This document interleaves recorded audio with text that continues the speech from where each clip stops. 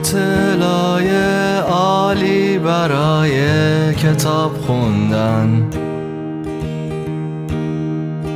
مستند تاریخی از بازی جردن، کلاه قرمزی و نوستالژی مشق زور، فروش عروسکای گنده فامیل دور. این یه حس خیلی غریبه، یه حس غریب که میره. این یه حس خیلی غریبه که میره میشینه اون ته. پشمک حاج عبدالله با سفارش آنلاین، سیبیلای باستانی رو تیشرت و پیکان،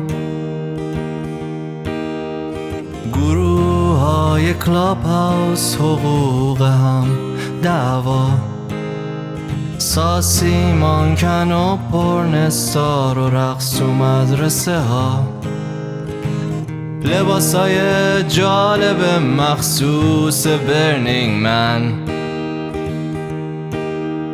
جنگ سر حرفای نگفته فرهادی تو کن، محدود کردن زمان گوشی با یه اپ، آواز سنتی توی یه آهنگ رپ. این یه حس خیلی غریبه، یه حس غریب که میره. این یه حس خیلی غریبه که میره میشینه اون ته. هنر مفهومی با مفهوم خبر روز، حتی منتاج دامن رو سیاست مدارا هنوز. طلاق و ازدواج بهاره رهنما، بازخونی آهنگای خارجی به زبون ما، لگینگ با پرچم ایران، ریشای سرنگ تو ورزشگاه، رفتن به جام جهانی نرفتن از گروه بالا،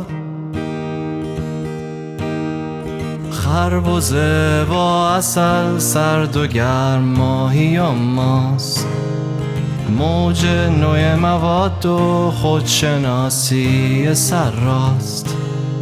این یه حس خیلی غریبه، یه حس غریب که میره. این یه حس خیلی غریبه که میره میشینه اون ته.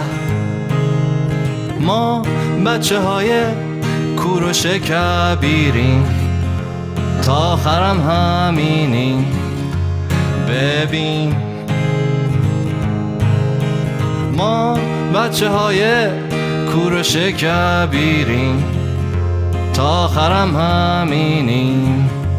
ببین لا لا لا لا لا لا لا لا لا لا، ما بچه های کوروش کبیریم، تا آخرم همینیم.